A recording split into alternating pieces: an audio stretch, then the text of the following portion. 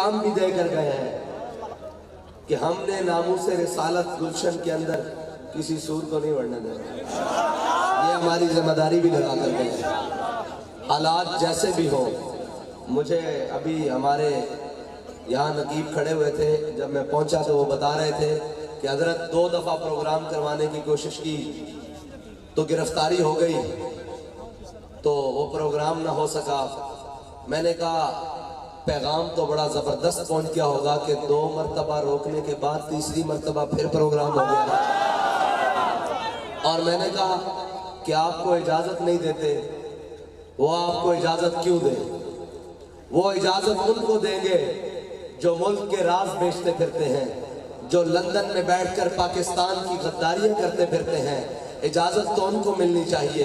اور جو آج بھی پاکستان کے لیے سیکیورٹی رسک ہے، سندھ میں حکومتیں تو ان کو ملنی چاہیے، اجازتیں تو ان کو ملنی چاہیے. صاحب ظاہر ہے ہمارا لیڈر تو پیور پاکستانی تھا نا، ہم پیور پاکستانی، ہمیں اجازت کیوں ملے؟ وہ سمجھتے ہیں یہ پرامن ہے. میں نے کہا ہم پرامن ضرور ہیں، کمزور نہیں ہیں. ہاں جب دل چاہے گا اجازت تمہارے اندر سے ہاتھ ڈال کے نکال لیں گے.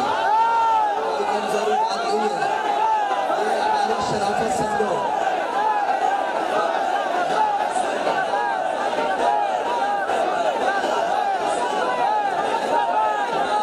لبیک یا رسول اللہ لبیک، لبیک یا رسول اللہ لبیک، لبیک